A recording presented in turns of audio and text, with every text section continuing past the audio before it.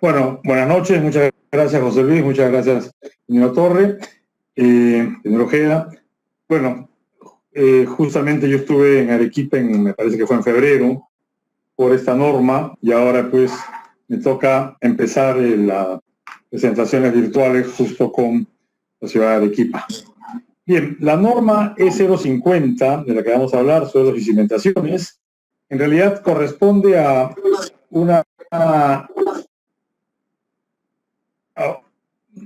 un proceso de evolución de la norma desde el año 70, en que teníamos en el Reglamento Nacional de Construcciones el título 6, que se dedicaba al tema de suelos, pero que era algo muy general y que se cambia de alguna manera radicalmente el año 97 con la publicación de la norma ya con este nombre y con apoyar toda la parte, todo el desarrollo fue realizado ya con la colaboración, con el aporte de Sensico.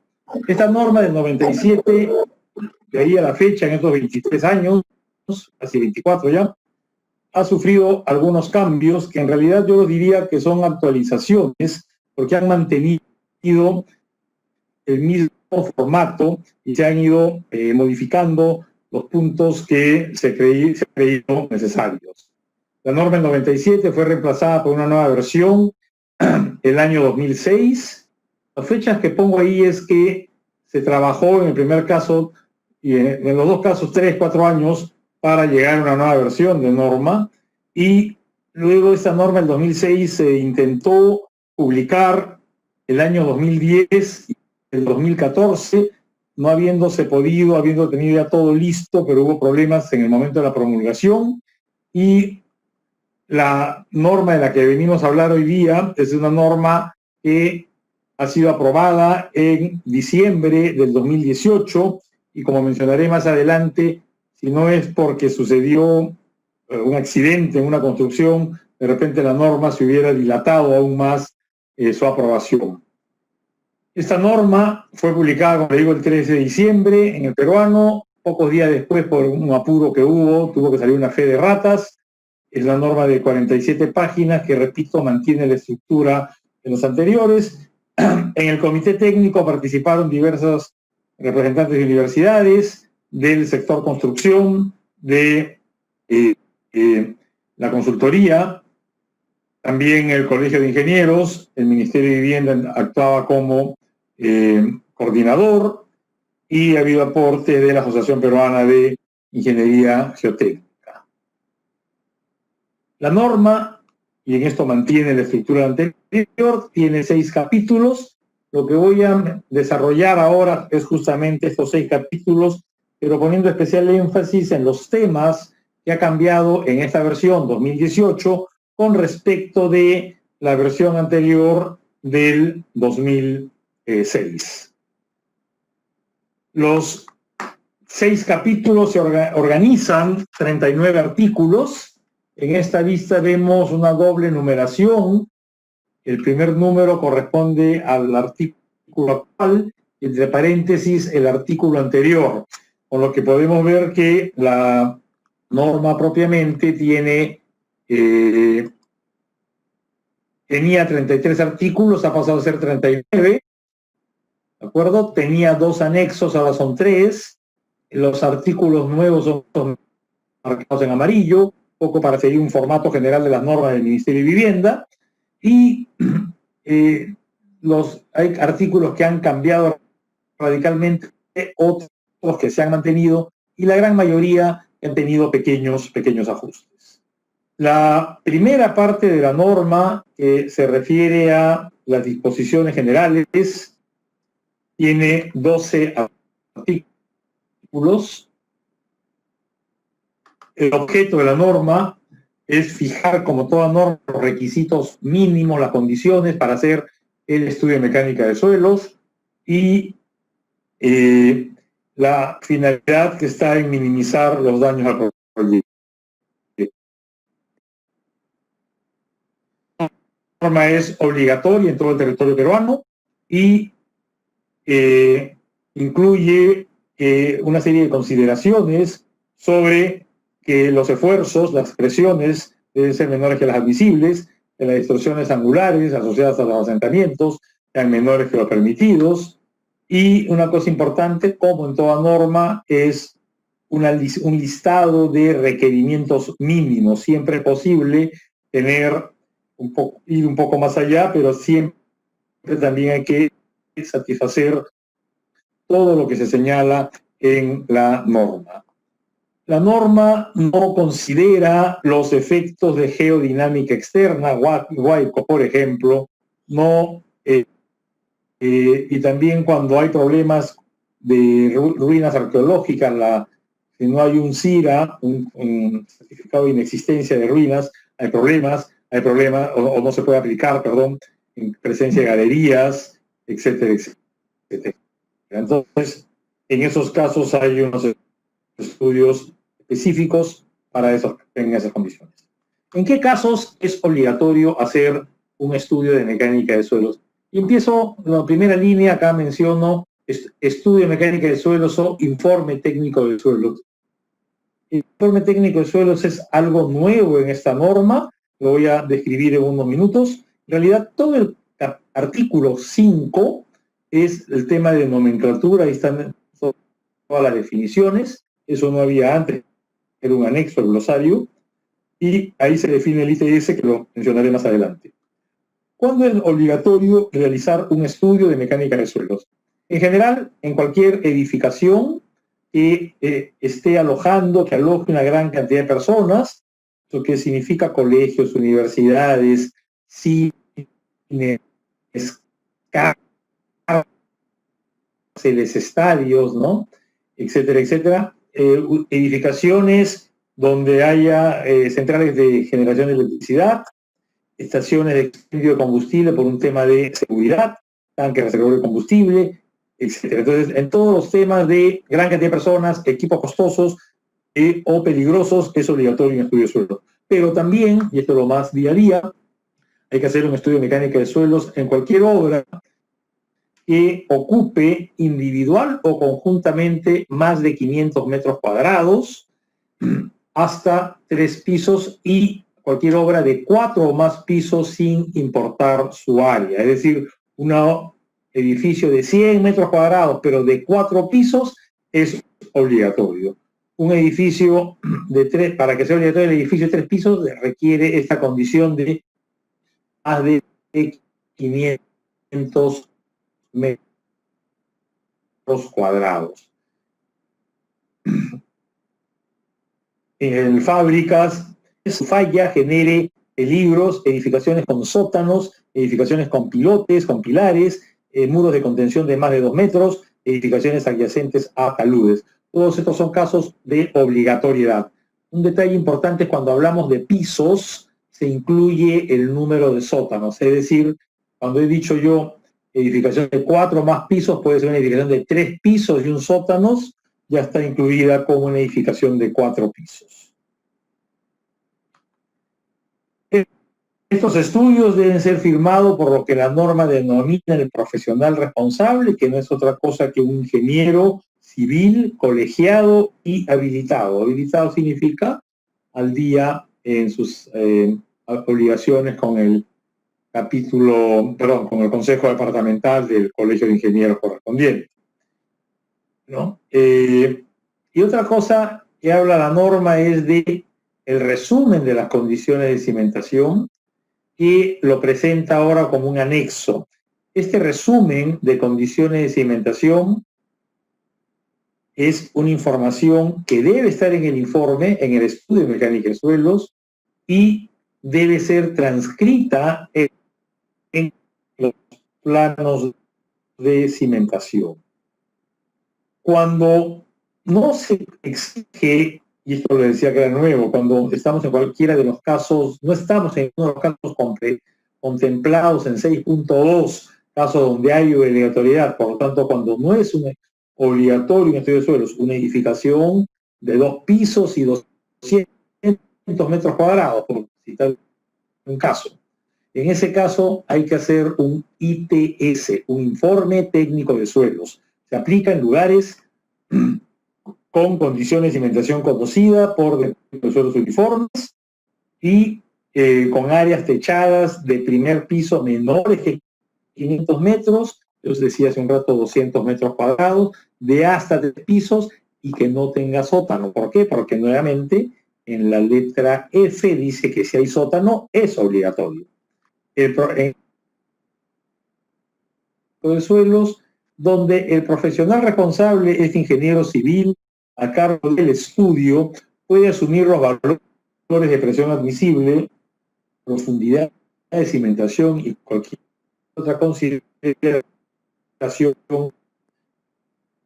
a partir de 3 calicates. Dice 3 puntos de exploración, yo digo 3 calicatas porque es el punto más barato, digamos, más fácil de hacer, pero puede ser 3 de formación, 3 formas cualesquiera de tener 3 puntos de exploración hasta 3 metros. O sea, hay que hacer un 3x3, 3 puntos hasta 3 metros para tener una información mínima para los casos donde no hay que hacer un estudio de suelos, informe. Y hay que hacer perfiles, hacer un informe, es el caso mínimo, y estos perfiles deben incluirse en el informe.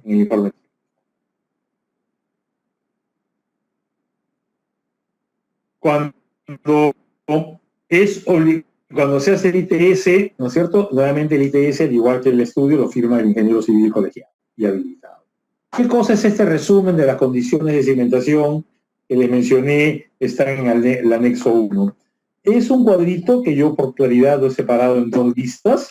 Es un cuadrito que entra en una página usualmente, donde se indica quién ha solicitado el proyecto, cuál es el proyecto,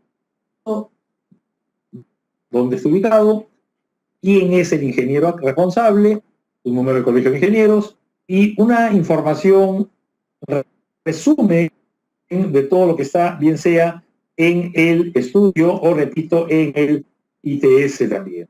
Eso le estoy incluyendo en el ITS el resumen. Entonces acá, donde yo he puesto, debe cumplir con todo lo especificado en el estudio de mecánica de suelos y en el caso del ITS también.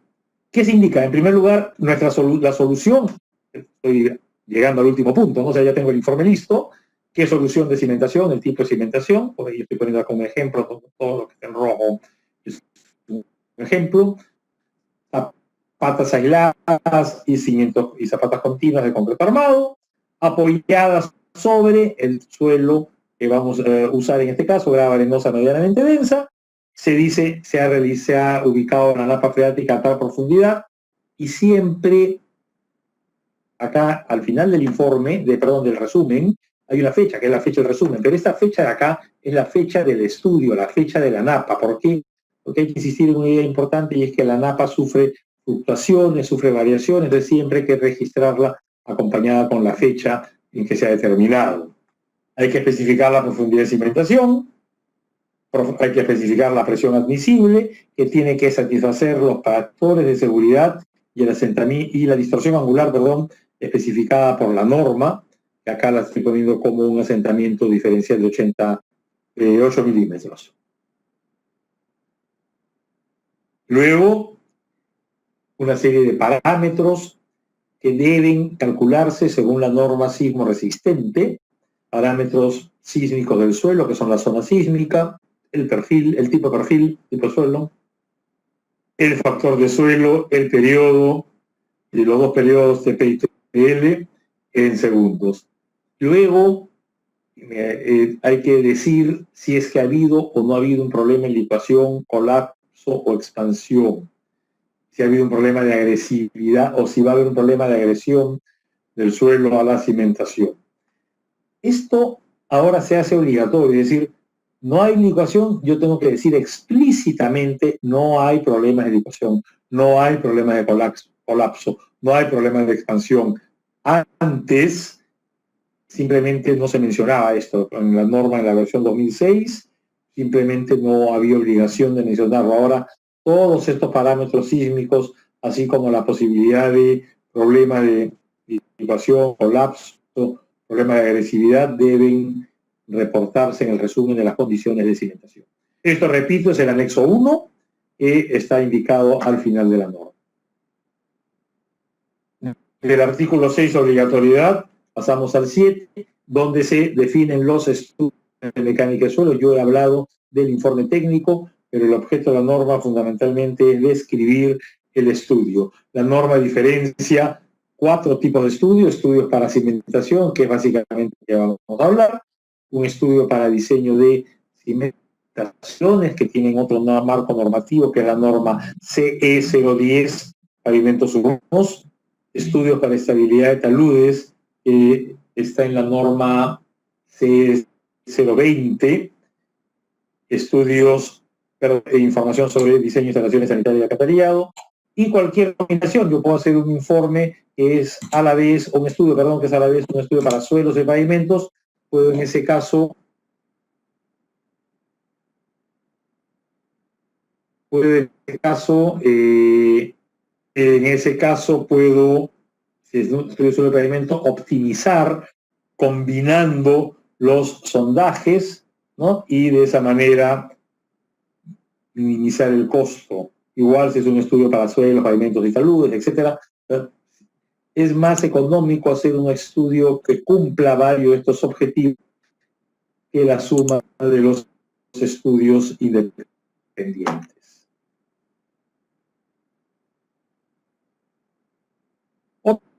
Otra cosa que es importante, el tema de la validez. La información del estudio vale para el proyecto y el terreno.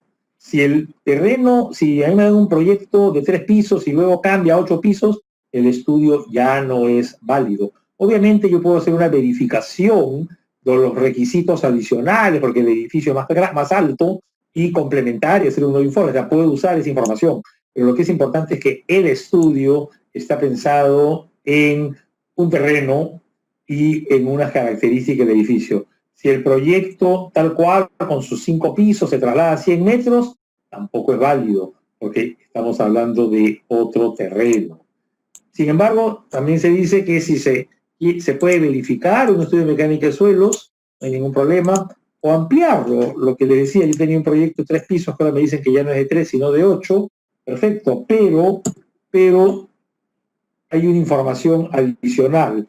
Si yo uso este proyecto, este estudio de suelos anterior, mejor dicho, si hay un profesional responsable que ahora usa esta información anterior, está haciéndose responsable de toda esa información anterior. Es decir, tengan cuidado cuando usan un estudio para ampliarlo, porque cuando uno usa un estudio para ampliarlo, está haciéndose responsable de la información del estudio original. Entonces, eso es recomendable si es que uno mismo ha hecho el estudio, o si lo ha hecho alguien de confianza, o se puede deslindar responsabilidades, porque es un tema delicado. Acá justamente hablaba de la responsabilidad del artículo 9, el ingeniero civil que firma el estudio asume la responsabilidad del contenido de las conclusiones y no puede delegarla. ¿Quiénes son los responsables de que se aplique la norma? Las entidades que son básicamente municipales, ¿de acuerdo? Que a su vez no pueden exigir la ejecución de trabajos que no se encuentren implicados en esta norma. Y acá hay un tema que no necesariamente pasa por la municipalidad. Cuando uno le solicita un estudio, el solicitante debiera decir: necesito un estudio para este terreno con estas características. Hay una tendencia muchas veces que me digan: hazme 3 calicatas, hazme 2 SPTs. Eso ya es parte de la propuesta del ingeniero a cargo del proyecto, del estudio. Bien, ¿qué información debe recibir un ingeniero para hacer un estudio? Información topográfica, ubicación, saber qué proyectos han habido antes, qué usos ha tenido el terreno. Una cosa importante es información arqueológica, una cosa importante es si ha sido un relleno sanitario. La información que puede cambiar completamente las características del proyecto. Obviamente, si yo tengo un terreno de 10.000 metros cuadrados, una manzana, si voy a hacer un proyecto de 1000, me interesa saber en qué parte de esa manzana, de esa hectárea, va a quedar mi proyecto, ubicación prevista de las obras. Si no, no tengo un proyecto de 1000, tengo un proyecto de 10.000. Es decir, voy a tener que, en general, en este caso, hacer 10 veces más sondajes. Es importantísimo cuando me dan un proyecto que me digan dentro de todo este terreno, en este lugar va a estar ubicado. Características de edificaciones colindantes, uso de la edificación que voy a construir, número de pisos, niveles de piso terminado, niveles de sótanos, cargas que se consigue con el uso, estimada, plano de plataformado. La norma califica a las edificaciones como 1, 2, 3 y 4 en romanos en función de la importancia relativa. Este cuadro, esta tabla 1, corresponde a la norma anterior, en el 2006, donde se hablaba de A, B y C. Y esto generaba confusión porque la norma sismo resistente también habla de A, B y C y D, perdón. Pero son dos definiciones absolutamente distintas. En la sismo resistente, una edificación A puede ser A1, establecimiento de salud, A2, edificaciones esenciales, C, edificaciones comunes, D, edificaciones donde se reúne gran cantidad de personas. Y la definición de en cimentaciones no tiene nada que ver con esa definición. En el caso de la sismo resistente está asociada al factor de uso. Por eso se ha cambiado a números romanos para evitar esta confusión, porque antes podíamos tengo una edificación que es B como suelos, pero es C como sismo resistente. Ahora no, la letra refiere al norma sismo resistente, a la E030, y un número en romanos nos va a referir a la norma E050. Las edificaciones pueden ser 1, 2 o 3, el 4 está reservado para instalaciones sanitarias, siendo 1 un proyecto más importante, más exigente que el 2 más importante que el 3. ¿De acuerdo? Entonces, si yo tomo como ejemplo el caso de los pórticos, una edificación, aporticada con pórticos o muros de concreto, si la edificación tiene 12 pisos de 12 pisos, 13 o más, es tipo 1. Si tiene entre 9 y 12, es tipo 2. Si tiene 8 o menos, es tipo 3. Esta clasificación 1, 2, 3 o 4, para el caso de instalaciones sanitarias, es muy importante porque de este número depende el número de sondajes que tienen que... En la anotación, acá un asterisco, que no sé, no he puesto la llamada o la he perdido. Acá está, perdón. Distancia mayor entre apoyos con asterisco.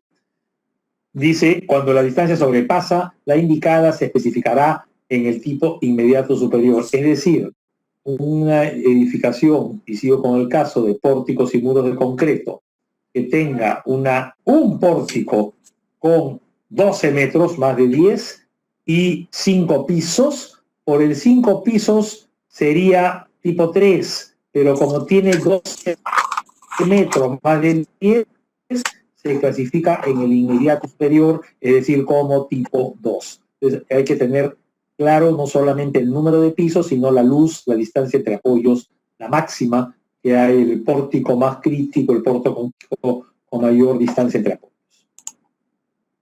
La norma incluye una lista de ensayos de técnica de exploración de campo.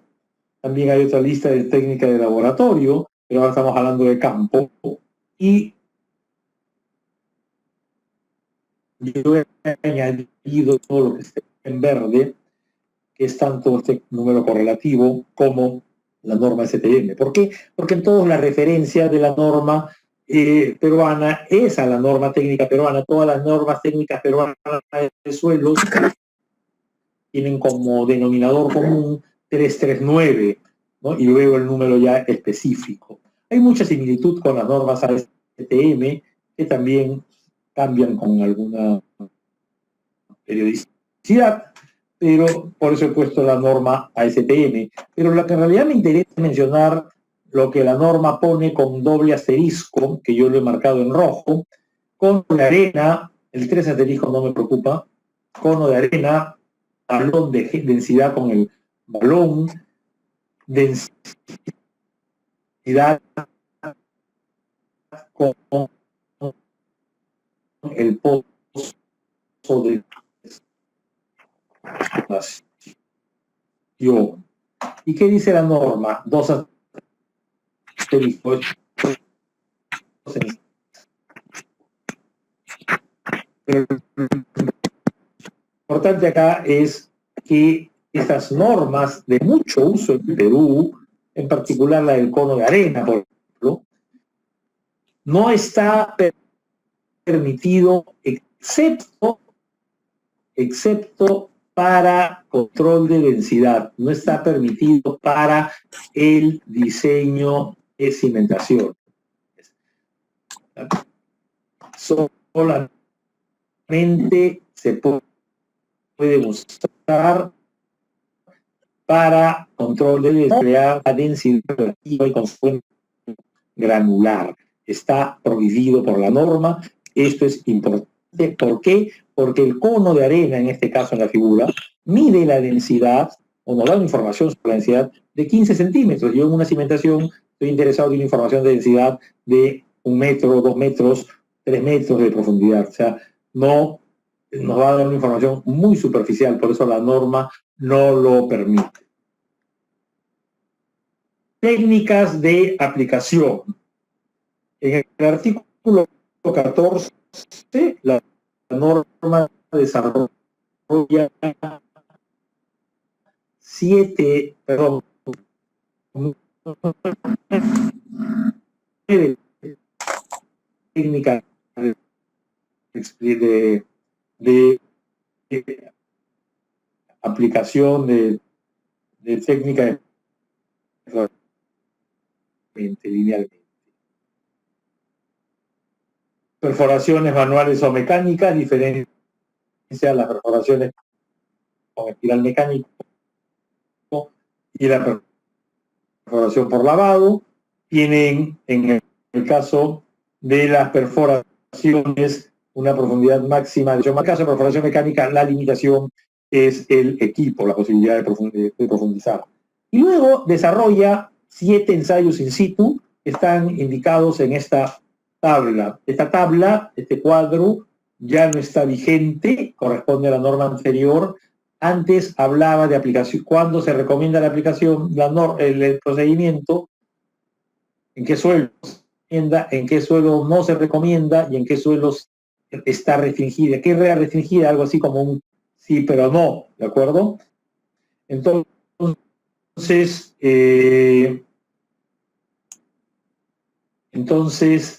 esto genera un poquito de confusión. Hay 2 consultas en el chat que quiero absolverlas en este momento.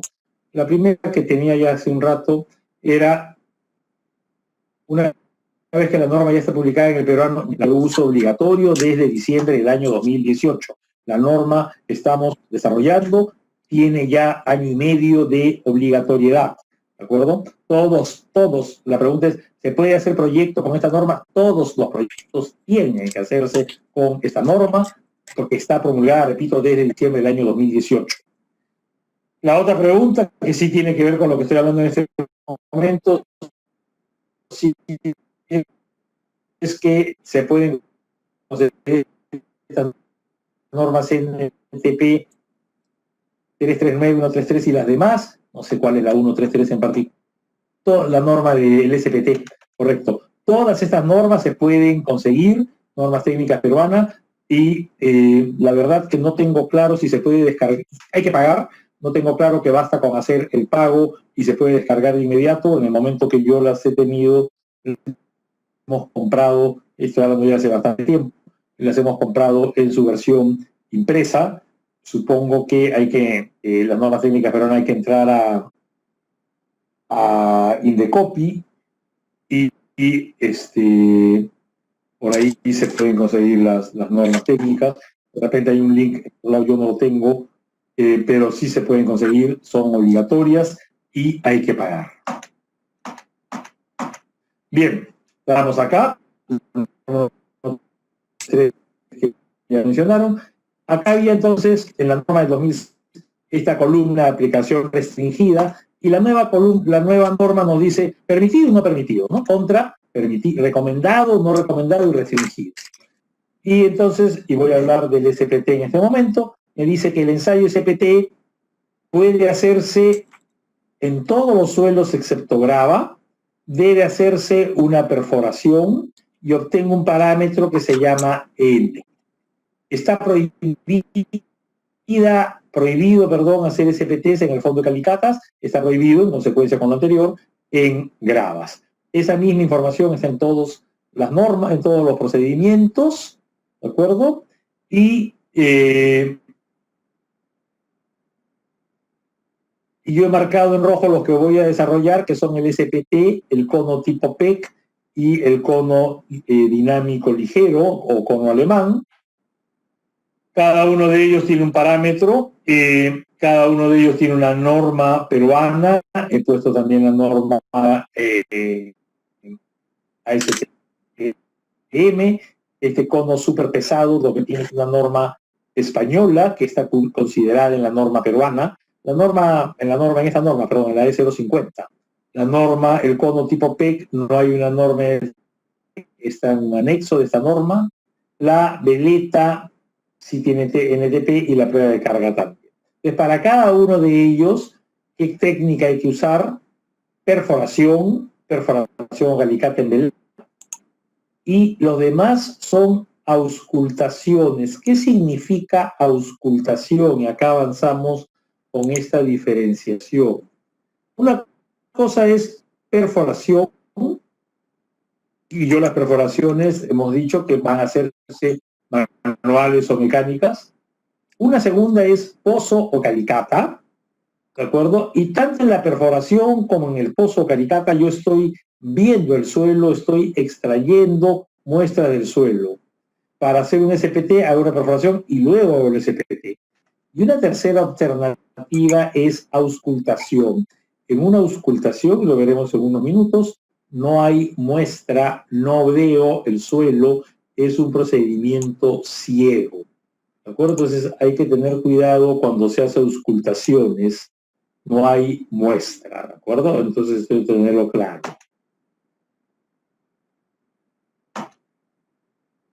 Los ensayos in situ, el SPT-1 en particular, son muy importantes en el estudio de los materiales granulares, donde hay problemas para obtener muestras inalteradas.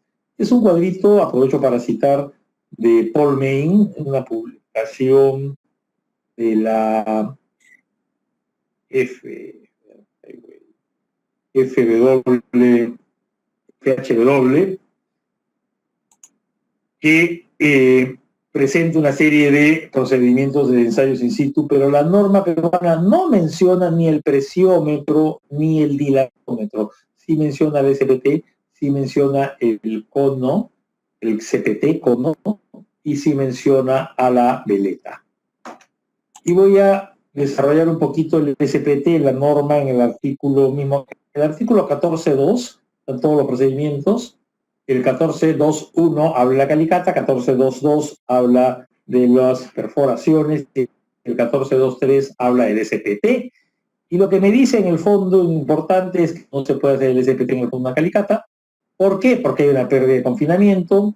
Y en el caso de encontrar rellenos no controlados, es decir, rellenos que no sabemos cómo se han colocado, cómo se han formado, cómo se han hecho, se puede retirar se permite retirar estos materiales hasta dejarlos en la superficie de terreno natural y ahí hacemos el SPT.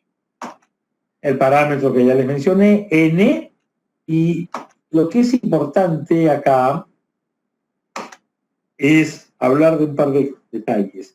El SPT es un ensayo de penetración, SPT, P de ensayo, P de penetración y la S estandarizado.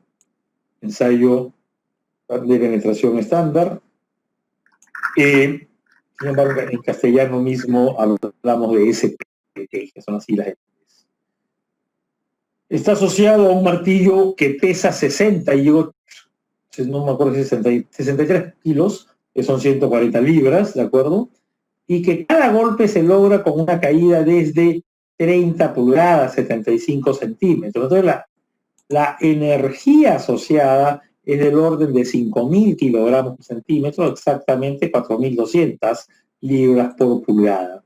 Y lo que se hace es contar el número de golpes. O sea, yo hago una perforación con barreno primero, coloco este muestreador partido, así se llama, y se cuenta el número de golpes para entrar 15 más 15 más 15, 45 centímetros, pero entramos de 15. Y el resultado N es el número de golpes para introducirlo los últimos 30 centímetros o 12 pulgadas. Los primeros 15 centímetros se conocen como el asiento, simplemente colocamos el equipo, pero ya dentro del suelo. Acá estamos en una perforación, acá ya estamos dentro del suelo, y luego contamos para los golpes para entrar 30 centímetros. Y este es el resultado. Hay veces que se dice o que se recomienda continuar 15 centímetros más, es decir, hacer un SPT de 60 centímetros. ¿Para qué? Para tener simplemente una idea de qué ha pasado con el suelo debajo. Sin embargo, el resultado es el que corresponde a los entre 15 y 45. Así hayamos seguido hasta 60. El muestrador partido tiene una parte central que puede medir 18 a 30 pulgadas, que son dos medios tubos, un tubo partido, que se une con un elemento roscado de una zapata y también roscado en la parte superior en la cabeza. Si yo separo esto, puedo observar una muestra que en esta foto notamos claramente, una muestra totalmente alterada. No lo tengo. Hay veces que la muestra nos engaña y pensamos que es una muestra inalterada. La muestra es totalmente alterada, totalmente destrozada por la forma como ha ingresado con una energía tan grande. Desde los años 80, esto ya no es nuevo, por lo tanto, 85 para ser más claro,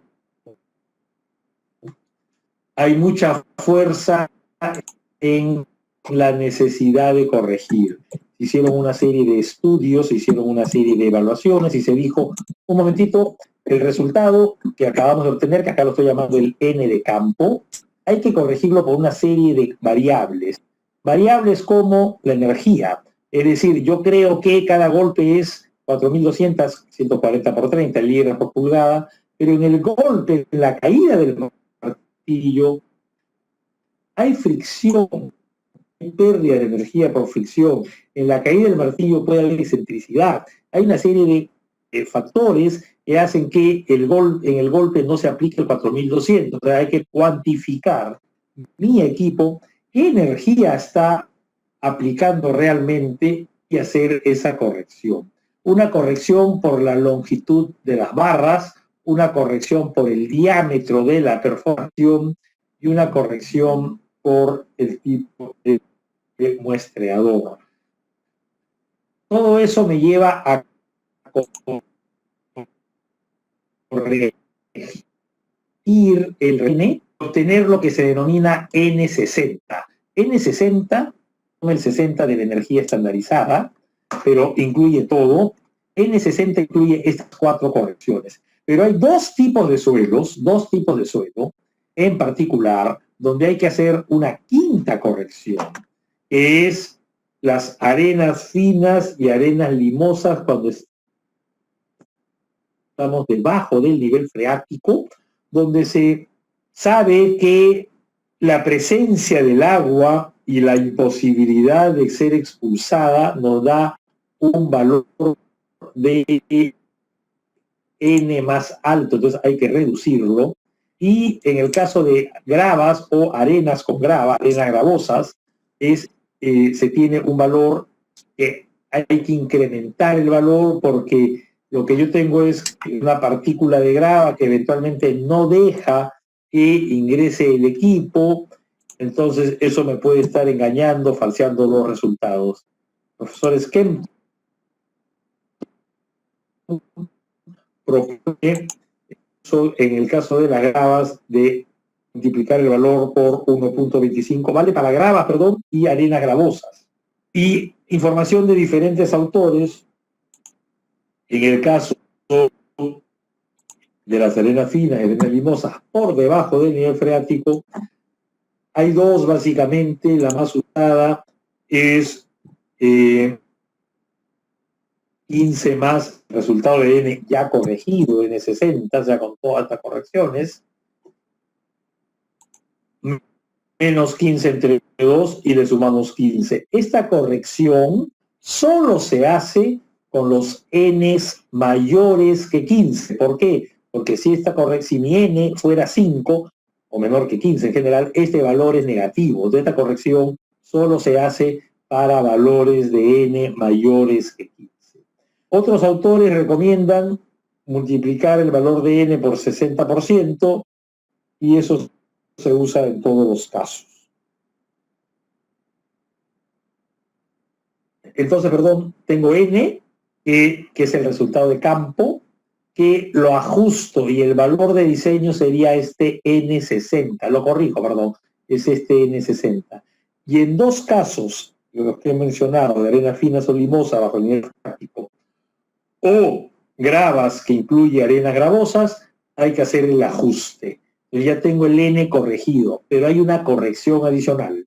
Y es una corrección que sí es antigua, que sí aparece desde los años 50, en verdad, y que me dice, ojo, el valor de N va muchos libros, muchas referencias, muchas investigaciones, lo toman para una cierta presión de tapada, es decir, para una cierta, digamos, profundidad. Esa presión de tapada estándar es de 1 tonelada. Tonelada en este caso es 2.000 libras, tonelada corta norteamericana por pie cuadrado, pero para suerte nuestra, esta tonelada por pie cuadrado se parece mucho al kilo por centímetro cuadrado, 0.98. Entonces, y la bibliografía habla de una tonelada por pie cuadrado, y puedo decir una tonelada por pie cuadrado o 1 kilo por centímetro cuadrado.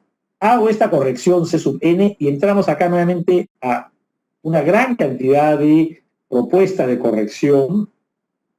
Sin embargo, hacia los años 80 hay ya un consenso, o hay un trabajo muy simple de Liao y Whitman, el profesor Whitman, en el libro de Gambi Whitman, que nos dice cómo corregirlo con una ecuación, repito, muy sencilla. No es la única, pero sin embargo hoy en día es la más usada. Entonces, al valor de N de campo, o sea, fíjense por favor, yo tengo un N de campo, lo corrijo y obtengo el N60. En el caso que sea necesario, lo ajusto. Entonces, con este valor de N60 o N60 ajustado, lo normalizo y obtengo N'. ¿Qué cosa es N'? Un valor para una presión de confinamiento estandarizada. Algunas publicaciones, todo en el ámbito de la licuación, que voy a mencionar más adelante, a este N' lo llaman N sub 1. Sea N' o sea 1, valor SPT corregido, ajustado y luego con un ajuste adicional por la presión de tapada. Entonces, en realidad, yo puedo decirles que el N sufre hasta 6 transformaciones. Lo corrijo por energía, lo corrijo por la longitud de las barras, lo corrijo por el diámetro de la perforación, por el muestrador, lo corrijo porque estoy en arena fina o grava, y lo corrijo porque mi presión de tapada no es de 1 kilo por centímetro cuadrado. 6 correcciones. Dejo ahí el SPT y paso una auscultación que me interesa mencionar, porque, para empezar, porque es peruana y es de mucho uso en el Perú.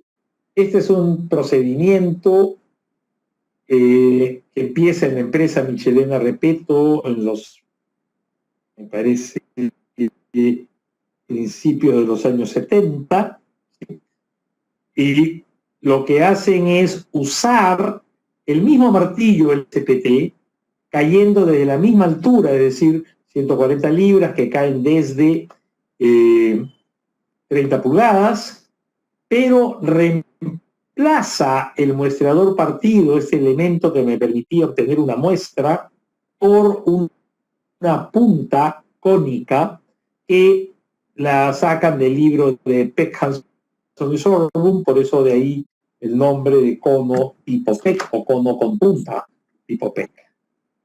Es una auscultación, ensayo ciego, no hay muestra, por eso que la norma dice que el cono tipo PEC, al igual que el cono superpesado, al igual que el cono ligero, cono alemán, requieren de investigación adicional de suelos para su propagación y no sustituyen al SPT. Yo no puedo hacer un programa de exploración solamente con conos, tengo que combinarlo con el uso de SPTs.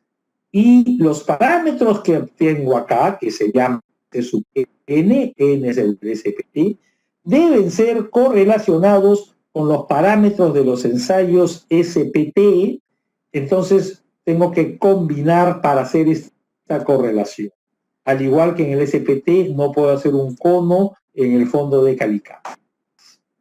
Y esta es la punta del cono PEC. Es un cono de 60 grados, de 2 pulgadas y media de diámetro. Que esta parte, repito, reemplaza al muestreador. Es un ensayo de continuo. Entonces, quiero mencionarlo acá. He reemplazado el muestreador del SPT. ¿A qué me refiero? ¿Cómo es el proceso con el SPT? Y regreso a esta diapositiva. El proceso con el SPT es paso 1, hago una perforación de 1 metro. Paso 2, saco el equipo de perforación, coloco el equipo del SPT y cuento los golpes para entrar 45 centímetros. Una vez que llegué a los 45, lo retiro y sigo perforando, es decir, vuelvo a poner mi equipo de perforación y a 2 metros. ¿Qué pasa en el caso que estoy mencionando ahora? Acá lo que yo tengo es que hago resultados, cuento golpes, perdón, para entrar cada 15 centímetros, hasta 15, hasta 30, hasta 60, hasta 90, cada 15, ¿eh? Pero el resultado son los golpes por 30 centímetros, o sea, no confundirse, o sea, el ensayo me dice, cuenta los golpes cada 15, pero, y eso en parte tiene sentido para hacerlo igual que en el SPT, pero el resultado, al igual que en el SPT es el resultado de 15 a 45, 30, acá agarro 2 tramos de 15, agarro 30 centímetros. El resultado se presenta en forma gráfica, indicando el número de golpes cada 30 centímetros. Recomendable hasta 10 metros. ¿Qué es lo que obtengo acá? Obtengo muchos valores hasta 15, hasta 30, 70, en este caso hasta 6 metros, tengo 20 valores. Mi input han sido 40, que los iba valores que los iba usando de 2 en 2, ¿de acuerdo? Pero no sé en qué suelo estoy. Y el problema está en que no tomen estos valores como una verdad universal, pero en este caso, el trabajo original de Michelena Repeto, en arenas limpias dicen que la relación es de 0.5, mientras que en el caso de, voy a hacer caso de una recomendación del ingeniero Amado, que es apagar mi cámara. Listo.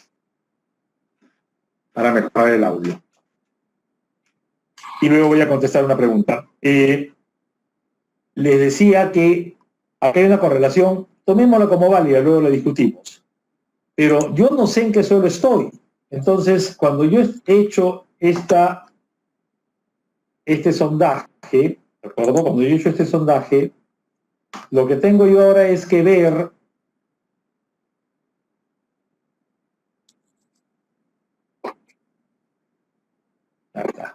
tengo que ver en qué suelo estoy. Es decir, este valor que estoy señalando, por ejemplo, a 1,20 m, ¿no es cierto? Este valor C sub P, resultado del cono C sub P,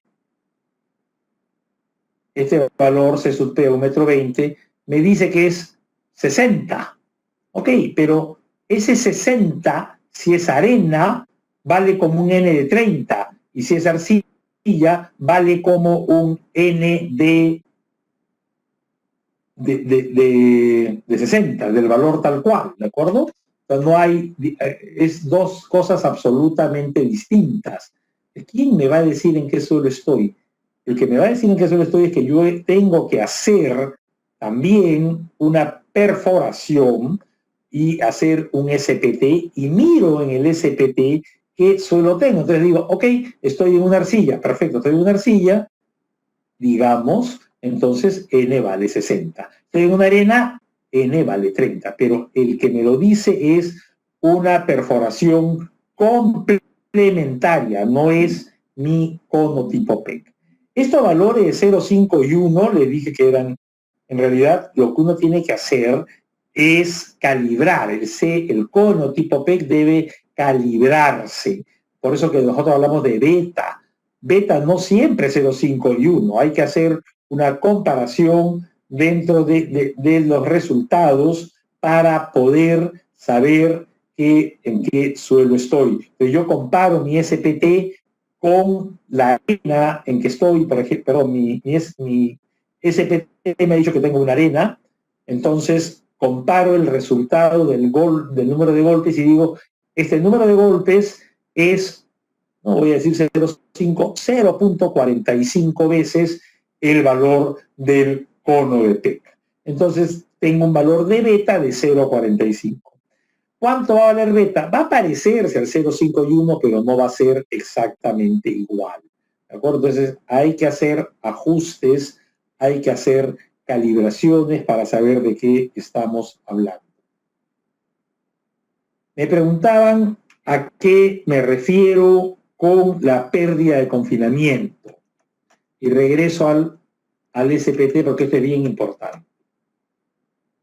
Cuando yo hago la perforación, si es que yo comienzo a contar los golpes desde acá, cuando entre estos primeros 15 centímetros, tengo un muestreador que está entrando sin confinamiento. Tengo un elemento que está entrando desde una altura en que no hay confinamiento. Conforme hay confinamiento, el muestreador le es más difícil entrar en el suelo. ¿De acuerdo? Entonces, estos valores de acá son valores de número de golpes más pequeños porque no hay confinamiento. Por esa razón es que esto se desprecia y se toma como una profundidad de asiento. Entonces tenemos el cono tipo PEC y el tercer método, una segunda ocultación que es muy usada en el Perú, es el cono, el penetrómetro dinámico ligero, cono alemán. Hay una precisión que dice acá, las ocultaciones dinámicas son ensayos que requieren investigación adicional y no sustituyen al SPT. Quiero ser claro en que eso es exactamente o muy parecido a lo que dice en el caso del cono PEC, no sustituye al SPT. Entonces, cuando yo hago cono alemán, los parámetros deben ser correlacionados con el SPT, al igual que en el cono de PEC, ¿de acuerdo? Hay una diferencia importante. me decía yo en el cono PEC la norma que yo la puedo usar hasta 8 metros, nunca más de 10, ¿de acuerdo? Y en el cono alemán, el cono ligero, habla de 3 metros. Entonces, esa es una diferencia bien importante. El cono ligero solo se puede hacer hasta 3 metros. Es un equipo bueno para información preliminar, o es un equipo bueno si es que yo tengo a la vez SPTs y estoy en los primeros 3 metros que me permitan contrastar los valores. Nuevamente, acá se habla de no se puede hacer el cono alemán, ni el SPT, ni el cono PEC en el fondo de excavaciones por la pérdida de confinamiento. La misma idea que mencioné, en la medida que yo excavo al suelo, le estoy quitando lo que se denomina presión de tapada, le estoy quitando confinamiento. Simplemente para que tengan una idea, este es el cono alemán, mucho más pequeño, es un equipo portátil, cono ligero, mucho más pequeño que el cono tipo PEC. Por esa razón yo prefiero el uso del cono tipo PEC. La energía es la 10ª parte, pero repito, el cono alemán se puede usar si es que estamos en los primeros 3 metros y si es que hacemos SPTs como confirmación. Es un buen indicador para información preliminar. Hay una prueba muy usada en el Perú, pero que hay que usarla con cuidado, que es la prueba de carga. ¿A qué me refiero con cuidado? La prueba de carga lo que quiere es simular la carga que yo voy a poner con una cimentación con un platito que típicamente es circular de 30 centímetros de diámetro o cuadrado de 30 centímetros de lado.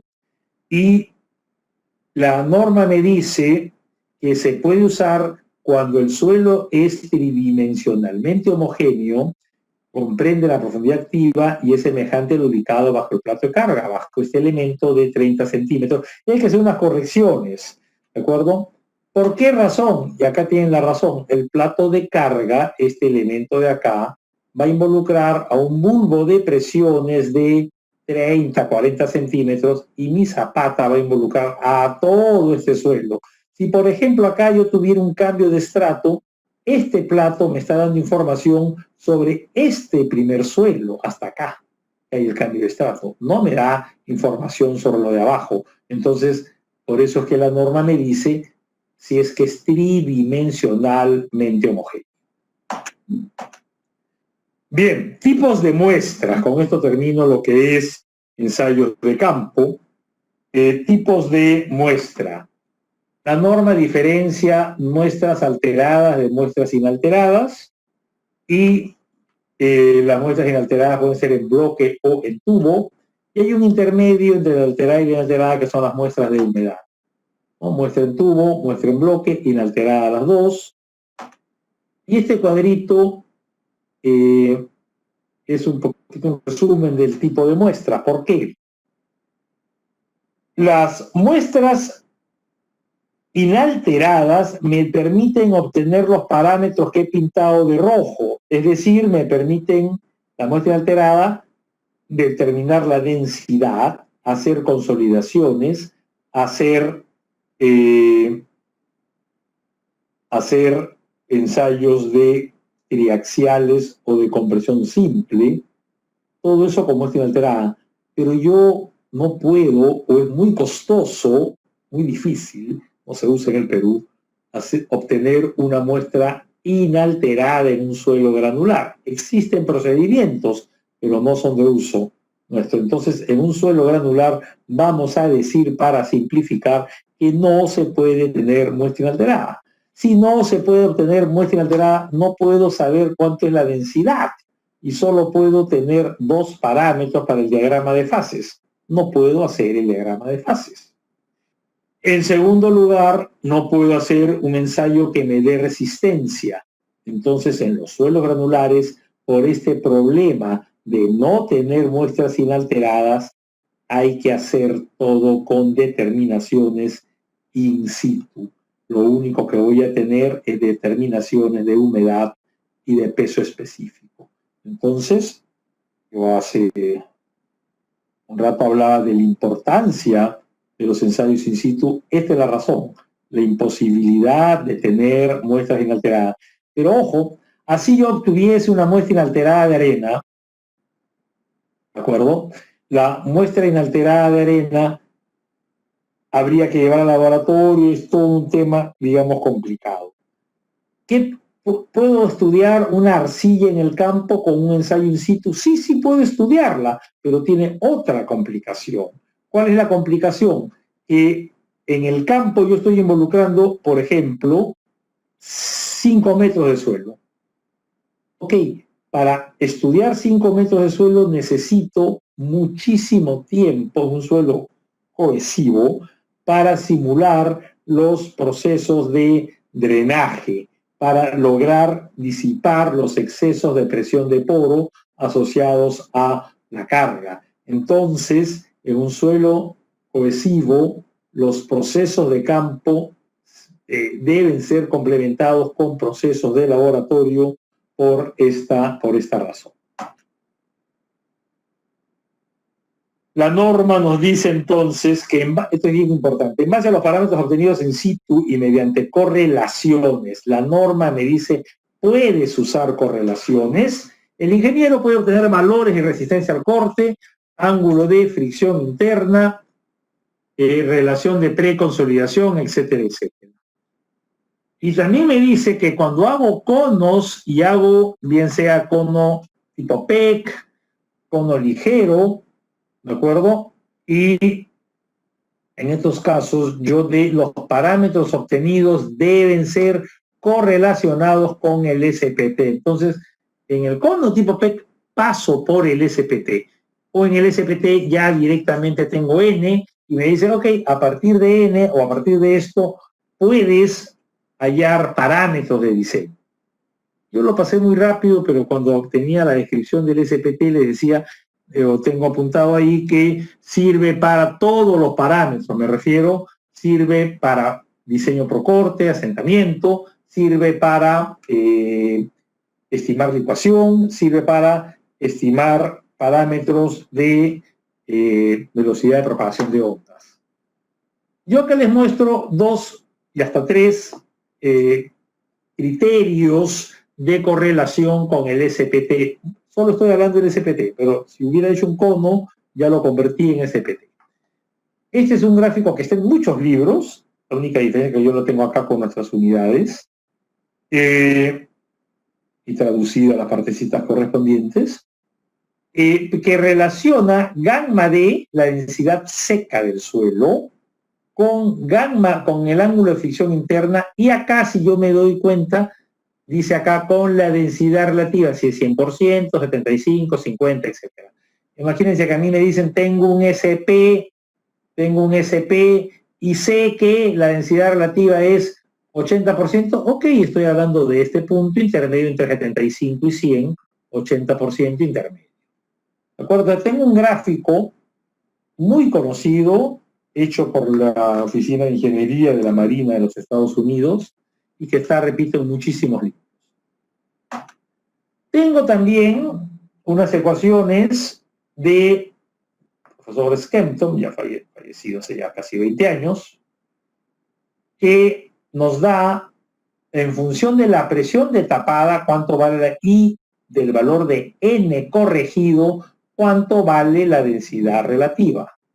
Fíjense que en este gráfico en Navifac no aparece N, Skempton sí tiene N. ¿Por qué no puedo entrar al gráfico en Navifac? Porque yo no conozco, yo ¿qué conozco del suelo? Yo conozco del suelo N, conozco del suelo la humedad y conozco GS, el peso específico de los óleos. Esto lo acabo de ver acá. Conozco humedad, GS y el resultado del SPT. Ok. Yo acá no tengo forma de entrar porque no tengo ni humedad, ninguno de esos valores. Ojo, hago una graduometría, entonces yo sí sé que estoy, por ejemplo, en un SP. Sé en qué línea estoy. Solamente sé que tengo esta línea, pero como no sé qué densidad tengo, no puedo decir nada más.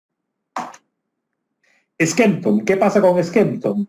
Con Skempton tengo N, sí, yo tengo el resultado del valor del SPT, lo he corregido, ya tengo N60, pero no tengo sigma prima, porque sigma prima exige conocer cuánto vale gamma del suelo.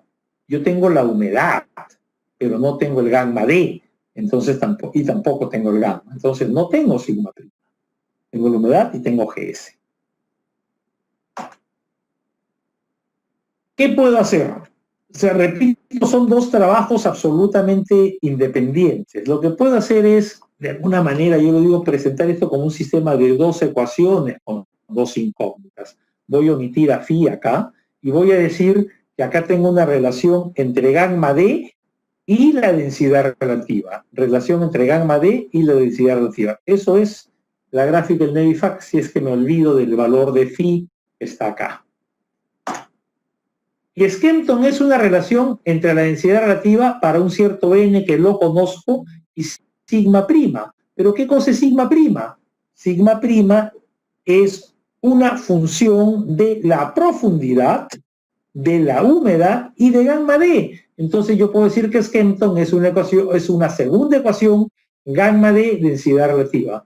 Entonces, estos dos mundos distintos lo convierto en un sistema de dos ecuaciones con dos incógnitas. De hecho, acá asumo una cierta densidad relativa, el valor que quiera, yo simplemente digo 65%, usando el tipo de suelo. Recuerden que la arena, los suelos en las arenas, medianamente va de 35 a 65, por eso tomo el 65, no por otra razón. Densa de 65-85, muy densa, mayor que 85, pero tomen el valor que quieran.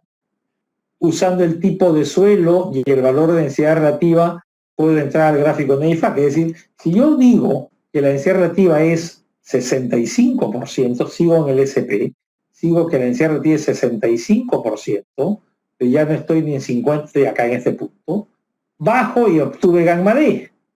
Como yo conozco la humedad, puedo decir que conozco cuánto vale el sigma prima. Si conozco sigma prima y conozco n, puedo decir cuánto vale la densidad relativa. Si me salió 65, significa que encontré una solución que satisface Skempton y el Navifact, de la Marina de los Estados Unidos.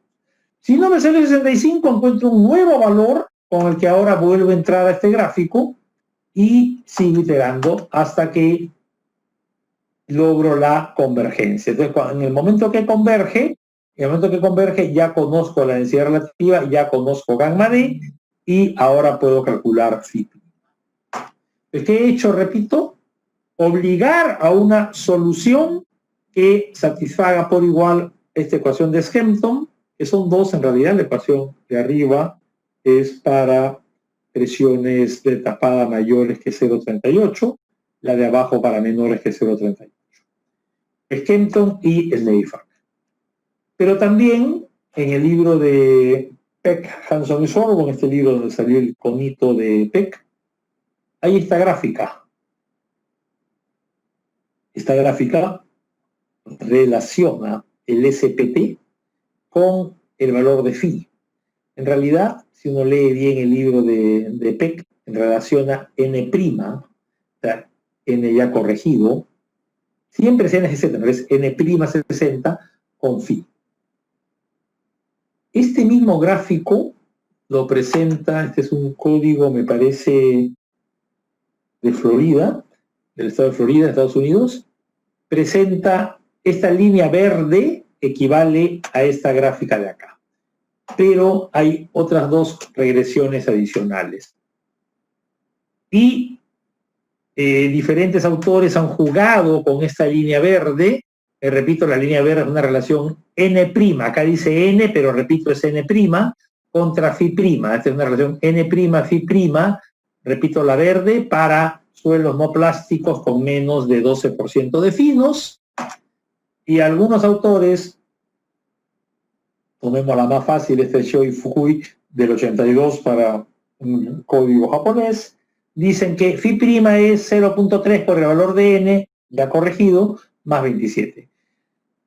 Entonces, yo tengo esta ecuación y nuevamente yo puedo plantear una segunda alternativa. Yo lo que les he dicho hace un ratito es, trabajo con Skempton en NAVIFAC, pero yo puedo trabajar con Skempton y con las ecuaciones de estos señores japoneses, ingenieros de investigadores japoneses, para el gráfico de Peck. Entonces yo tengo acá, si uso Skempton, tengo una relación, una ecuación, ¿no es cierto?, entre el SPT, que lo conozco, la densidad relativa y gamma D. Si uso el NAVIFAC, tengo dos ecuaciones. Una ecuación gamma D, densidad relativa, otra ecuación densidad relativa phi prima, esta tercera ecuación. Y si uso PEC, tengo una relación N con phi prima y gamma D. Siempre tengo que usar o PEC o Skempton y me obligo a usar el NAVIFAC, ¿de acuerdo?, para encontrar la solución común. Entonces, una alternativa es con N y con la ecuación de Peck, me refiero a ecuación de Peck, por ejemplo, con esta, con N, yo puedo hallar el valor de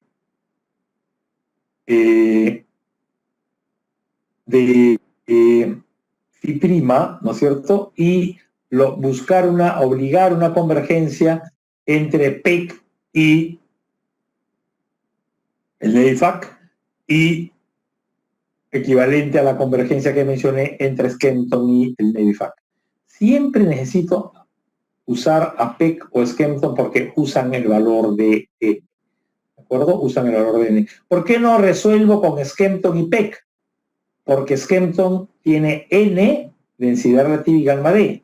Acá aparece phi prima. Entonces tendría dos ecuaciones, pero tendría tres incógnitas, densidad relativa, gamma D y phi prima.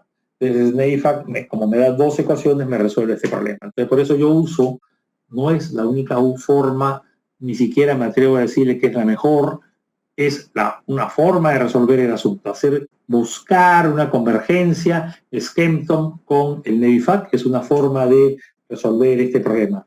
No es la única, la norma me dice usa la solución que prefieras, ¿de acuerdo?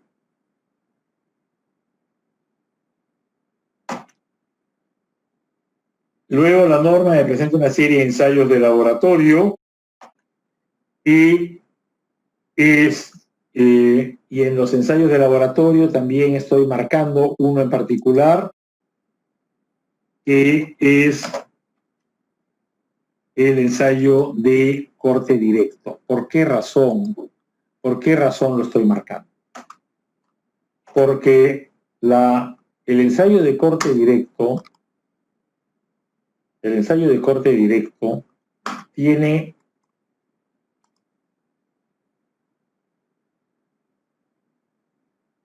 dice la norma, este ensayo se emplea únicamente para determinar las propiedades mecánicas de los rellenos. Igual que el ensayo del cono de arena. El ensayo del cono de arena, yo les dije, solo se puede usar para rellenos.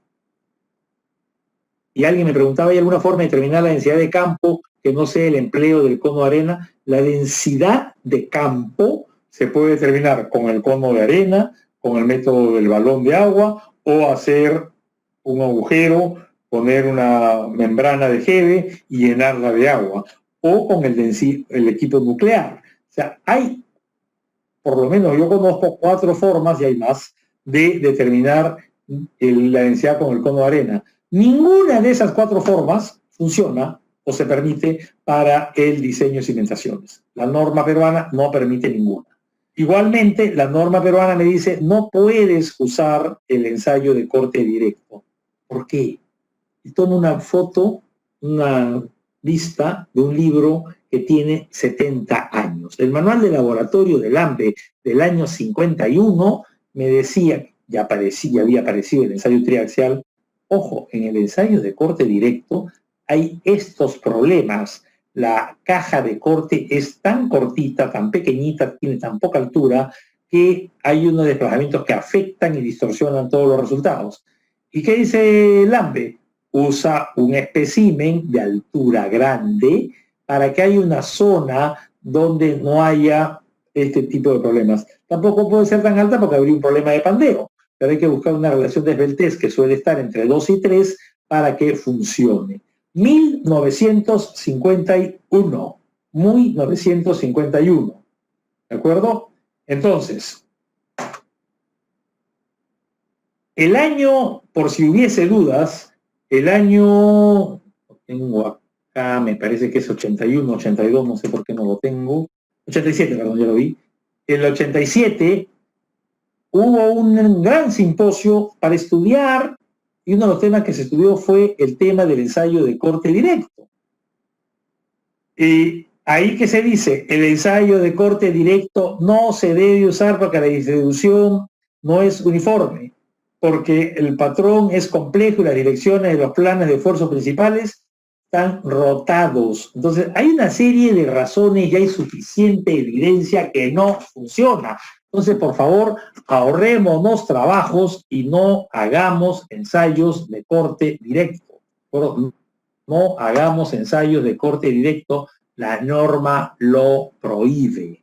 La norma lo prohíbe. Eso quiero que lo tengan claro. Y para cerrar esta parte, un segundito, por favor. Esta la tenía oculta. ¿Se puede ver una diapositiva que está pintada en verde? La norma solo se emplean para el control de compactación, estos métodos de densidad in situ, con el cono, con reemplazo de agua, con el valor de G que acabo de mencionar, el nuclear incluso, solo para control de compactación de rellenos. Y el ensayo de corte directo, lo mismo, solo para control de compactación. Y cuidado con tener ensayos de DPL en profundidades muy grandes, ¿de acuerdo? Hay que tener cuidado con eso también. Se prohíbe emplear este ensayo a profundidades mayores de 3 metros. Bien, el programa, tengan claro, se llama PIM, programa mínimo. Y el programa mínimo, que es lo que dice la norma, solo se puede usar cuando se cumplen una serie de condiciones. Algunas de ellas son, no existen problemas en los terrenos vecinos, no existen edificaciones con anomalías, si cerca hay una edificación con anomalías, preocúpense. Si el tipo de edificación está 1, 2, 3, es de la misma o menor que las edificaciones situadas en la vecindad.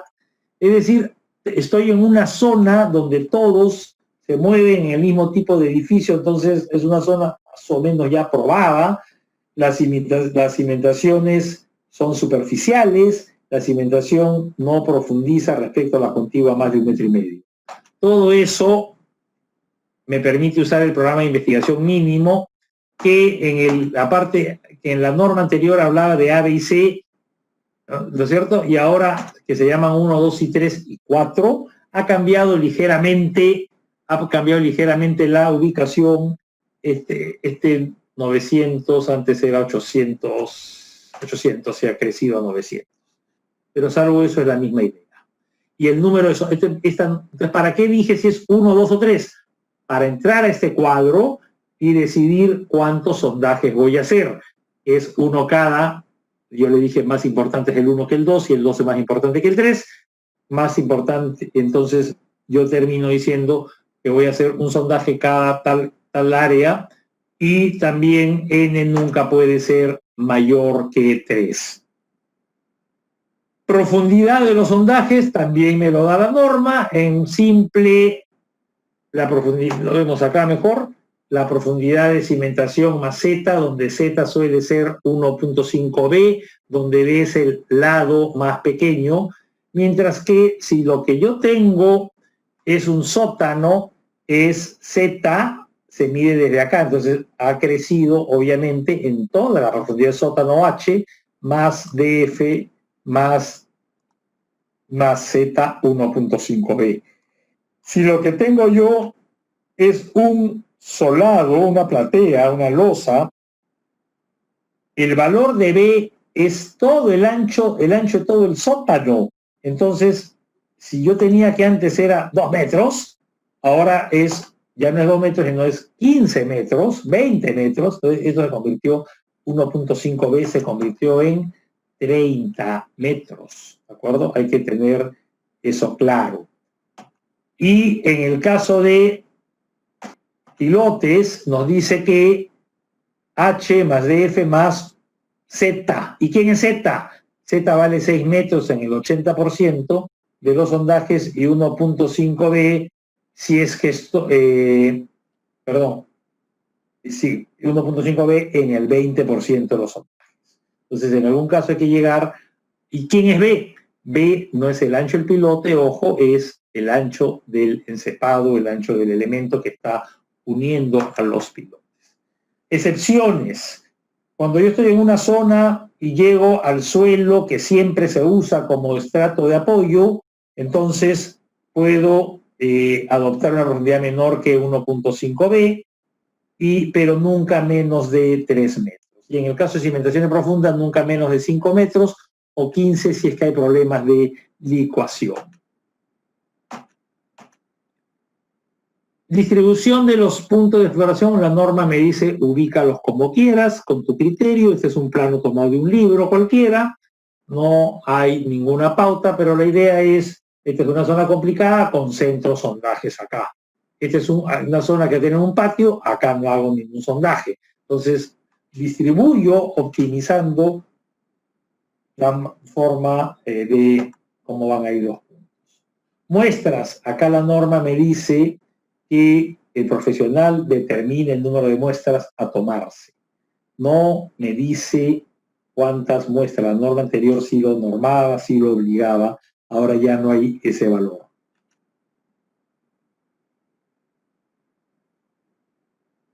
¿Cuántos? No me dice cuántas muestras. ¿Cuántos ensayos?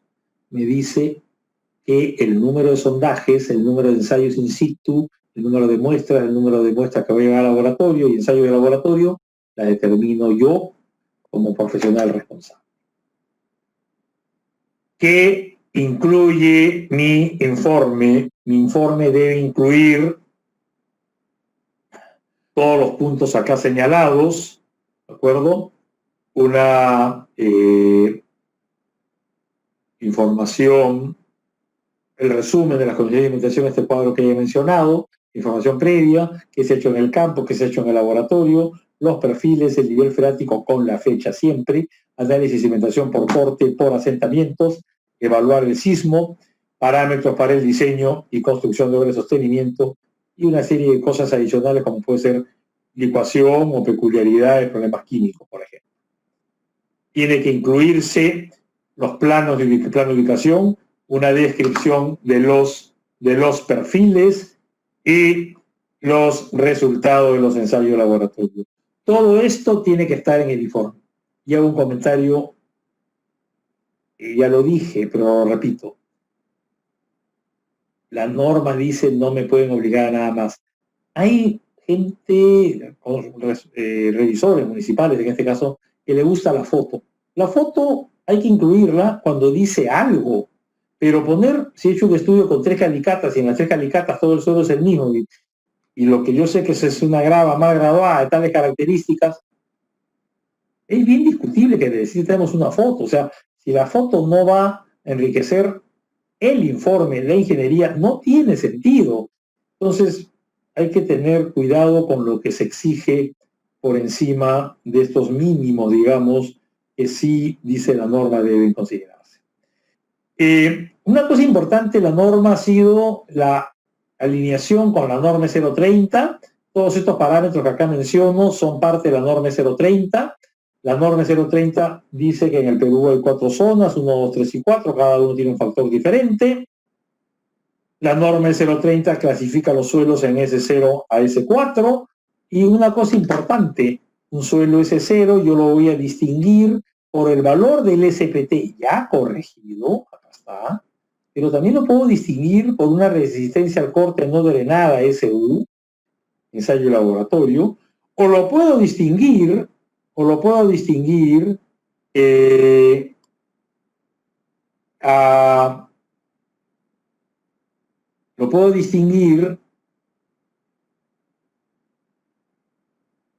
la velocidad de ondas de corte. Entonces tengan cuidado que me está dando la norma E030 varias alternativas, ¿de acuerdo? Entonces, es importante que el estudio de suelo, si no me dé el SPT, me dé una de estas dos informaciones.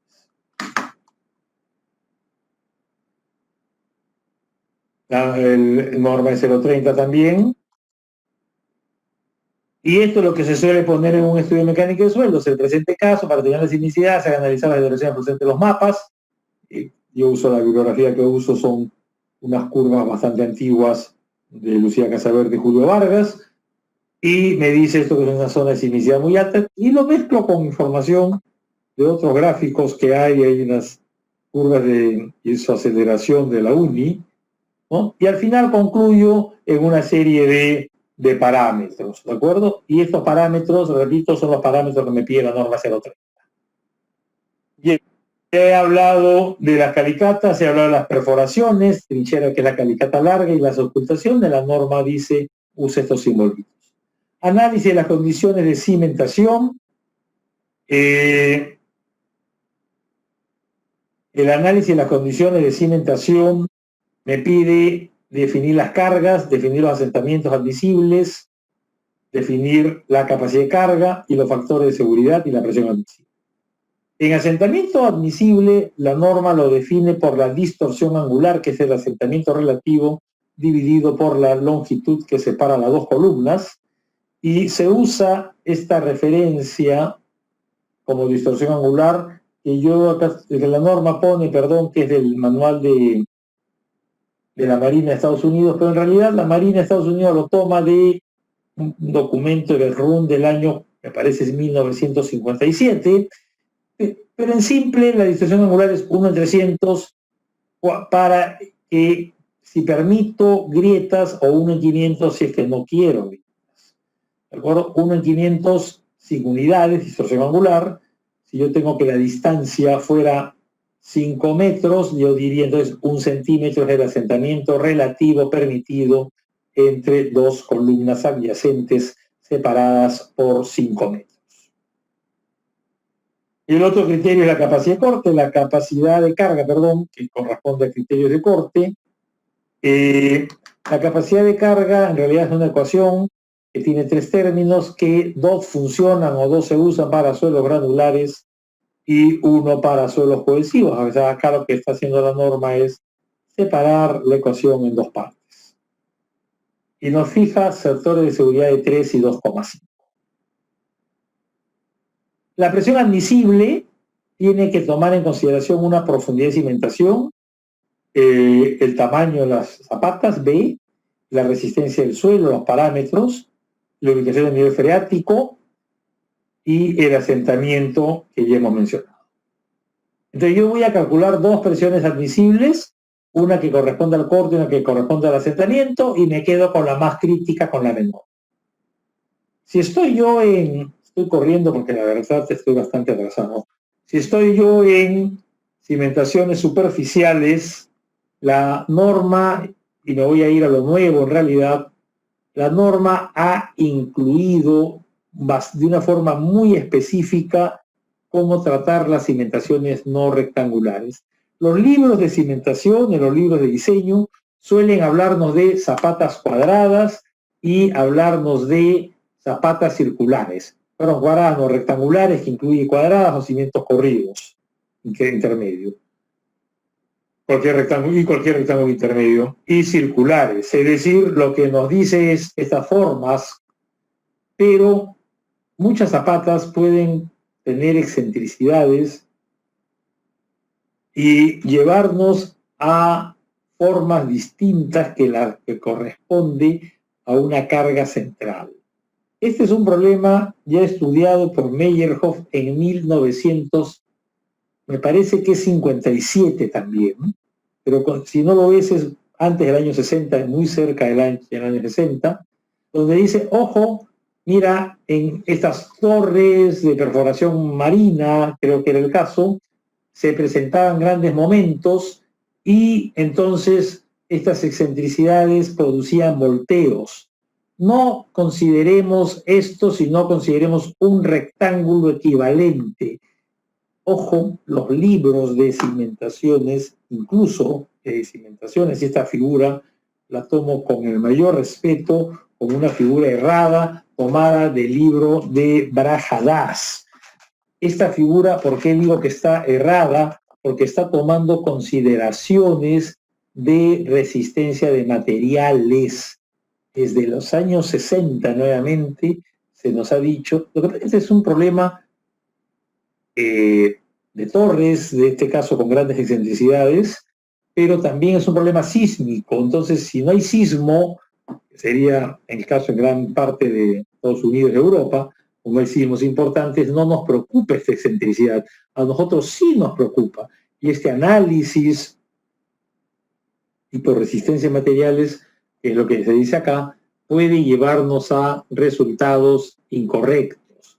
Entonces, nosotros usamos lo que dice la Marina de Estados Unidos, que también lo dice el reglamento alemán, el código DIN 4017 y el reglamento español. Esto tal cual lo hemos copiado en el reglamento peruano, ¿no? Y lo que decimos es, cualquiera sea la forma de zapata, para ir a lo fácil, se puede convertir en un rectángulo. Y este rectángulo tiene unas dimensiones tales que tiene el mismo centroide y los mismos momentos de inercia que el área cargada. Yo lo corrijo en un rectángulo, entra a la bibliografía y los rectángulos siempre están en cualquier libro de mecánica de suelos. Pero ojo, este rectángulo que estoy viendo acá, este es un rectángulo originalmente, no mide que veo ya acá que construyo con todo este lado por las excentricidades, el lado operativo, el lado que uso para el análisis solamente esta partecita, lo mismo que acá, ¿de acuerdo? Entonces es un rectángulo más pequeño. ¿Qué significa rectángulo? No solo rectángulo, rectángulo con carga centrada, es decir, esfuerzo uniformemente distribuido. ¿Qué es esto? Lamentablemente no sé de dónde es, una foto que encontré en internet, pero que es clarísima. Es una torre, un elemento que sometido a momentos se ha volteado porque no supo, porque han habido esfuerzos de tracción y se ha producido este volteo. La torre, digamos que está intacta, es decir, la cimentación y la torre misma están unidas, acá no hay ninguna fisura. No sirve, evidentemente. Problema, momentos. ¿De acuerdo? Momentos. Entonces, excentricidades. ¿Qué es lo que hay que hacer? Hay que usar este procedimiento que está. Tengo acá, perdón, un ratito. Las cimentaciones no rectangulares, así como los rectángulos con momentos, pueden asimilarse a otras similares conservando la misma área y el mismo momento de inercia respecto al del momento resultante. B' y L' corresponden a las dimensiones una vez que hemos descontado las excentricidades debida a los momentos. B' es B menos 2E, L menos 2E. Otro tema, suelos no permitidos, no se puede cimentar en turba, suelos orgánicos, tierra vegetales, rellenos, etcétera, etcétera, tienen que retirarse. Y donde sí puedo construir es como lo que la norma llama un relleno controlado o relleno de ingeniería, si es que lo he colocado en capas para el control de 30 centímetros de espesor.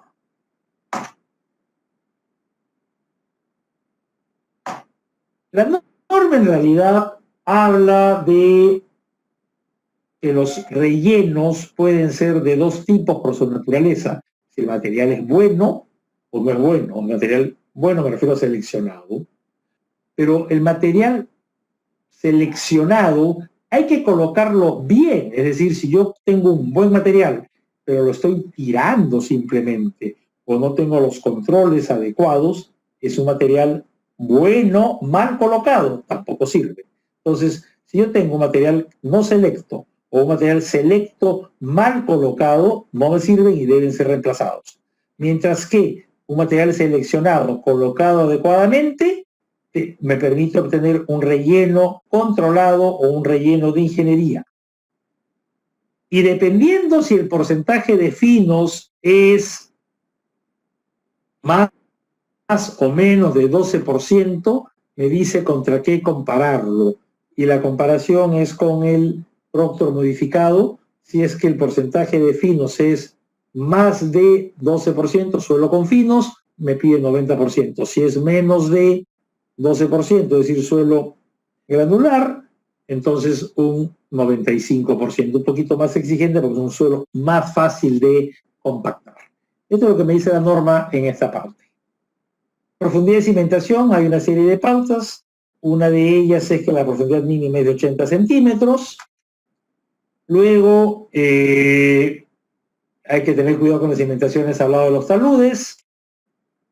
Y acá, para resumir esta parte ya, tengan lo que estoy mostrándole son dos ecuaciones de diseño. Yo he dicho y me reafirmo que en el suelo granular y en el suelo cohesivo, en cimentaciones superficiales y también profundas, hay que verificar las condiciones de corte y asentamiento. Pero la condición que suele ser crítica en el cohesivo es el corte. Y lo que estoy mostrando acá es la presión por corte, el admisible por corte en un suelo cohesivo. Y la condición que suele ser crítica en un suelo granular es el asentamiento. Y acá hay una de varias alternativas. Este es del profesor Borland del año 30 y tantos. No es la única ni tampoco la más difundida, pero es una condición o una ecuación que funciona bastante bien. Condición para diseño por asentamiento en arenas. ¿De acuerdo? Entonces tengo estas dos condiciones. Pero otra cosa, esa C, ¿de dónde sale? Sale de un ensayo de laboratorio. Entonces el suelo cohesivo manda el laboratorio y manda las condiciones de corte. Lo primero siempre el laboratorio, lo segundo casi siempre. Suelo granular viene de campo y esta formulita que estoy poniendo es la fórmula de diseño por asentamiento. En cimentaciones profundas,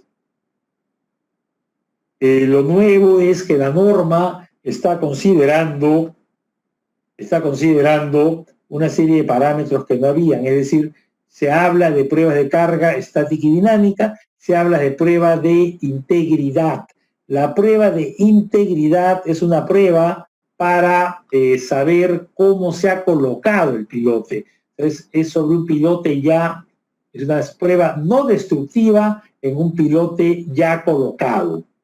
Y luego la norma también nos da un rango de tolerancias. Es decir, si se ha perdido la verticalidad, en cuánto puede perderse esta verticalidad. Me están pidiendo ya, en realidad, empezar el panel. Pido 5 minutos para cerrar esto y simplemente lo voy a cerrar diciéndole esto de las cimentaciones profundas. En problemas especiales de cimentación, la norma ha cambiado toda la parte de licuación, logrando actualizarla con publicaciones de los últimos años, del 2005, 2010 inclusive. La licuación es un problema muy frecuente en el Perú. Las fotos de abajo corresponden al sismo del 2001, en este caso en Camaná. ¿De acuerdo? O sea, la licuación está presente en Arequipa. Esta es licuación en Tambo de Mora en el sismo del 2007 y son las publicaciones nuevas. Todo esto se ha logrado incluir en la norma nueva, en esta versión de la norma. Perdón. En licuación se basa en mediciones del SPT, ¿de acuerdo? Luego, el otro tema que se ha desarrollado que no estaba presente es el tema de sostenimiento. Creo que hay un avance muy importante para un problema muy frecuente en el Perú y es el problema de las excavaciones. Entonces, acá hay un avance, pero ha habido, digamos, un detalle que se puede corregir. Se ha tomado información de códigos brasilero, alemán y norteamericano de repente se han mezclado algunas cosas, pero en general se incluyen una serie de parámetros. Entonces, si hago un resumen, los grandes temas nuevos son el tema de los ensayos no permitidos, el tema del diseño de la compatibilización con la norma de 030, el tema de cimentaciones irregulares, el tema de pilotaje, licuación y sostenimiento. ¿Qué le falta a la norma? Desde mi punto de vista, le falta 4 cosas, por lo menos.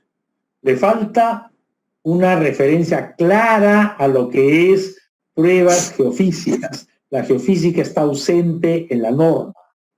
Le falta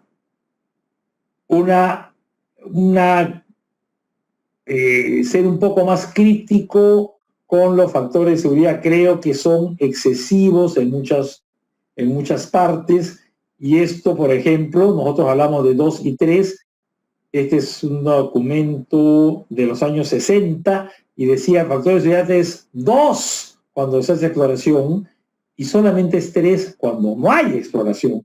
No estamos pidiendo 3 con exploración.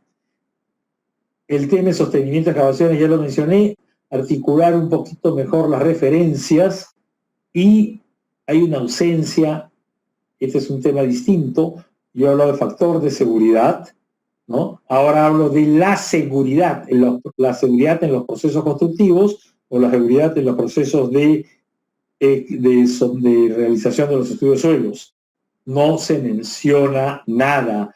Y el Perú tiene una norma, la G050, seguridad durante la construcción, es otro ausente. Entonces, creo que son cosas que podrían incluirse en la norma. El estudio de suelos es importante, el estudio de suelos incluye en campo, incluye laboratorio, incluye un informe, en todas las partes, y nos da información muy valiosa, y es importante pelearnos por un buen estudio de suelos. Un estudio de suelos se paga solo. Si hago más procesos de exploración, voy a lograr ahorros. Obviamente hay una curva crítica, pero es importante llegar a un valor adecuado de un estudio de suelos y no hacer siempre el mínimo. Si es que se hace este estudio, si se hacen estos estudios, se pagan, solo se justifica completamente la inversión. Hay autores que dicen que un estudio de suelos debe representar el 3% del presupuesto del proyecto. 3% es bastante, pero creo que arquitectura suele ser el 6%. Entonces, comparemos por ahí y los ahorros que pueden estar asociados pueden ser bastante importantes. Y otra cosa, puede haber detalles muy bonitos, muy de acabados, que cuesten más que el estudio de suelos. Eso no tendría mucho sentido, ¿no? Entonces, hay problemas en particular en el Perú, porque a veces no se investiga en toda la profundidad, no se toman bien las muestras, no se hace una adecuada cantidad de ensayos. Entonces, todo esto se puede evitar si se logra un presupuesto adecuado. ¿De acuerdo? Hay una serie de consideraciones a tomar. En el caso de Arequipa, hay que tener presente que en la región Arequipa hay problemas de licuación, que Arequipa corresponde a la zona 3 y a la zona 4, la zona más sísmica. Hay que tener presente, por ejemplo, hay zonas de Arequipa, de la región Arequipa, en que podemos encontrar suelos orgánicos en una zona donde no tenemos por qué esperarlo, y esto es consecuencia de la variabilidad de los suelos. ¿De acuerdo? Y si entramos ya a la ciudad de Arequipa, esta es la información de un documento antiguo de la UNI de los años 90, habla de zonas con resistencia más de 10 kilos, pero hay zonas con menos de 5 kilos por centímetro, de medio kilo, kilo por centímetro cuadrado. Hay una variabilidad, hay que saber en qué zona estamos. Bien, he tenido que correr, a pesar de que he corrido estamos un poco atrasados y quisiera dar la palabra para que iniciar el panel o las preguntas.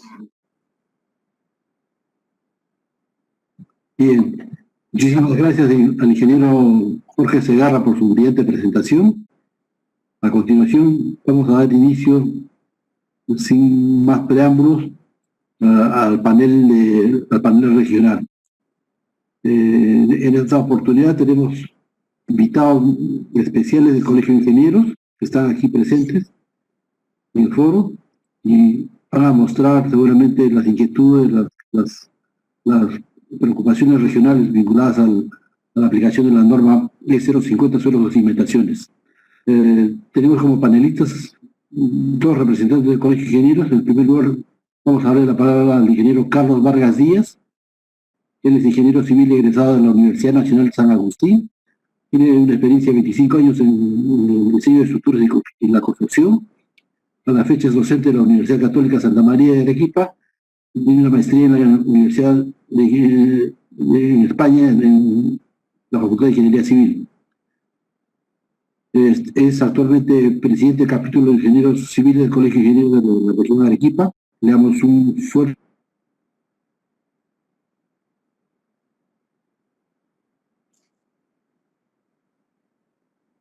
para resumir, plantear las preocupaciones que tienen desde el colegio. Ingeniero Carlos Vargas tiene la palabra.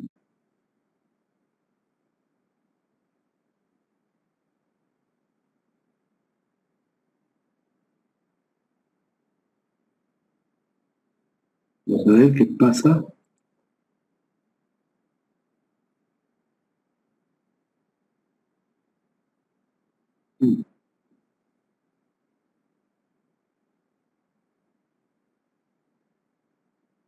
Bueno, vamos a darle la palabra al ingeniero Francisco Ojeda, que también está presente. Parece que ha tenido un problema de conexión el ingeniero Carlos Vargas. Estaba presente, pero en este momento no lo veo. El ingeniero Francisco Ojeda también es representante del Colegio de Ingenieros. Hace mucho tiempo también expresidente del capítulo de Ingeniería Civil de la región Arequipa, del Colegio de Ingenieros, y es el actual gerente de CENSICO Arequipa. Le damos la más cordial bienvenida y le damos la palabra. El ingeniero Francisco Ojeda tiene la palabra. Muy buenas noches con todos y en principio agradeciendo al ingeniero Jorge Segarra por su exposición en relación a la norma de suelos y cimentaciones. Nos ha enriquecido mucho en este